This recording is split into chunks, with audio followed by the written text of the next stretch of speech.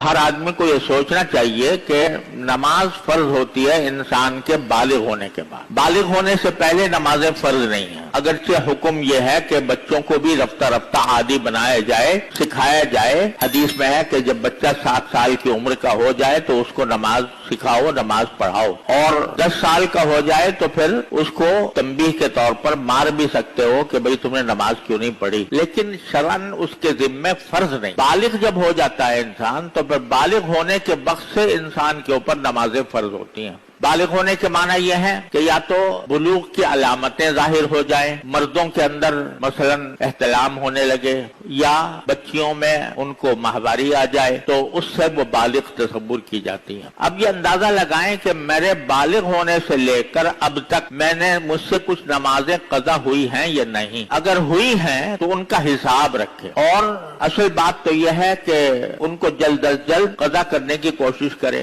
मसलन किसी की 100 नमाजें हैं, 200 है, 300 है, 400 है, 1000 है, तो उनको वो कज़ा करें, और जितना वक्त भी ज्यादा से ज्यादा देकर नमाजें कज़ा हो सके वो करे। और उसका एक आसान तरीका बुजुर्गों ने यह भी फरमाया है कि हर फर्ज नमाज के साथ एक फर्ज नमाज कज़ा की नियत से पढ़ता रहे, और नियत ये करे कि मेरे जिम्मे जो आखिरी नमाज फर्ज थी और मैंने अदा नहीं की, वो आखिरी नमाज मैं कज़ा कर रहा हूँ, ये नियत करके शुरू कर दे। फजर की नमाज के साथ फजर की नमाज कि आखिरी फजर की नमाज जो मुझसे कज़ा हुई थी वो मैं पढ़ रहा हूँ और उसको अदा कर रहा हूँ, और जोहर की नमाज के साथ जोहर की आखिरी जो जोहर की कज़ा हुई थी वो मैं पढ़ रहा हूँ। असर के साथ और असर की नमाज के बाद अगरचे नफले मना है, फजर के बाद भी नफले मना है, लेकिन कज़ा करना जायज है। फजर की नमाज भी के बाद भी कज़ा की जा सकती है, असर के बाद भी कज़ा की जा सकती है, मगरिब के बाद मगरिब की, ईशा के बाद ईशा की। इस तरह अपनी सारी पिछली जिंदगी की नमाजें कज़ा करना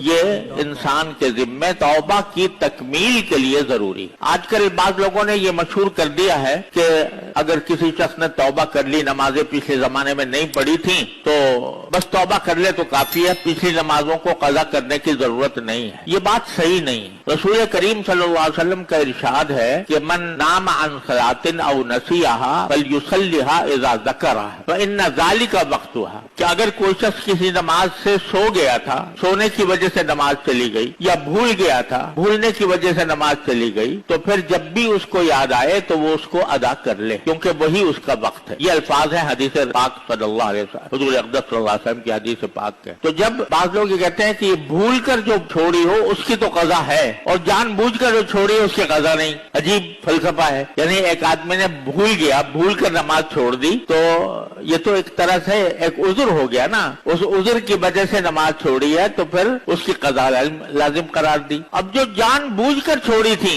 यानी नमाज की फर्जियत जानने के बावजूद और गफलत में छोड़ दी थी, तो उसकी कज़ा कहते हैं वाजिब नहीं। ये बिल्कुल अहमकाना बात है। उसकी कज़ा तो और वाजिब है। अपनी इस्ताअत की हद तक हर रोज अपने नमाजों के साथ एक नमाज पीछे कज़ा करे, अंदाजा लगाए कि कितनी नमाजें मेरी कज़ा हुई हैं, कितने दिनों की हुई है, उसका हिसाब अपने पास लिखे, और साथ में ये वसीयत भी लिखे कि अगर मैं अपनी जिंदगी में ये नमाजें कज़ा न कर सका तो फिर मुझे मेरे तरके से उसके फिदिये की रकम अदा की जाए।